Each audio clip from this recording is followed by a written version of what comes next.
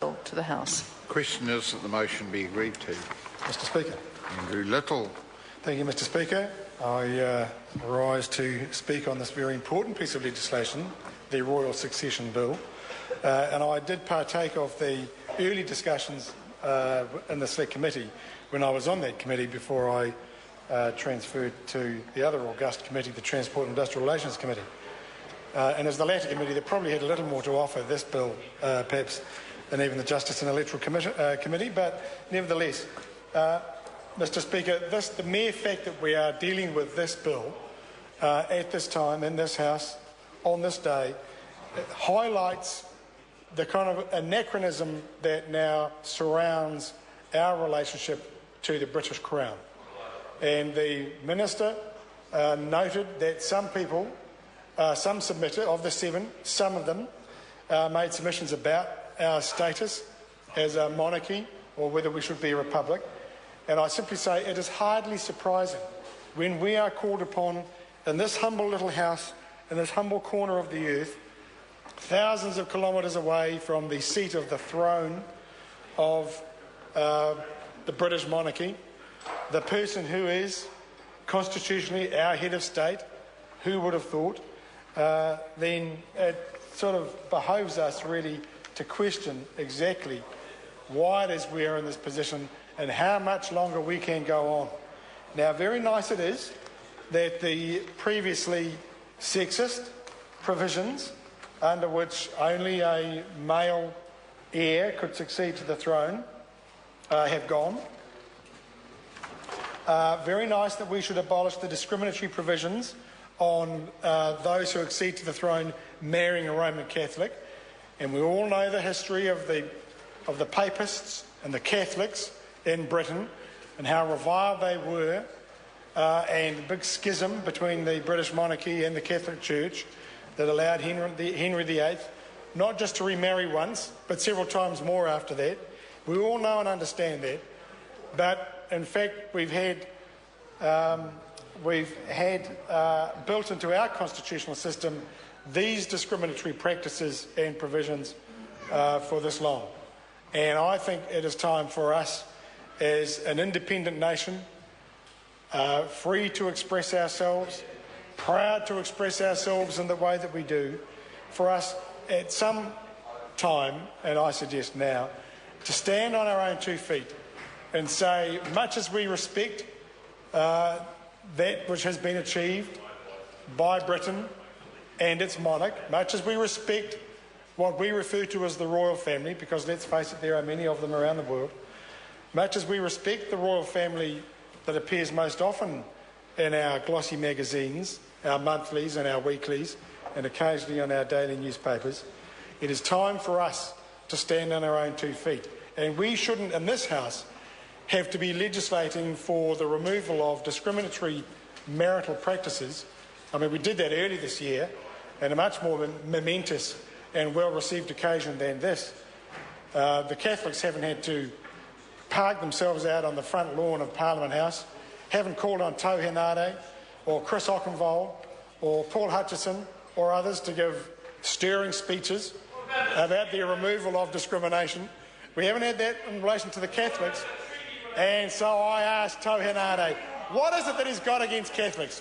Why hasn't he got up so far on this bill to give a speech about how poorly treated the Catholics have been by the British royal family for so long? Where is that speech? Where is Maurice Williamson and his great colourful rainbow over his electorate office? When is he going to talk about stopping the discrimination against Roman Catholics by the British royal family? Where is that sweeping speech? Where's the invitation to be hosted by Ellen DeGeneres on her show to talk about the discrimination against the Catholics? Oh yes, it's all very well for the gay folks in our community to have the discrimination removed against them, but what about the Catholics? And what about the British royal family? I'm waiting for those stirring speeches because it has gone on for far too long. Hundreds and hundreds of years of discrimination. And I think if you were a British Catholic, indeed if you were a New Zealand Catholic who aspired to be the spouse of an heir to the throne, I think compensation almost certainly is in order. There will be those who have got that close, to entering the relationship of marriage with an heir to the throne of our head of state, who have been deprived of that opportunity. And I think at the very least an inquiry into that prospect must be undertaken, and if necessary compensation paid.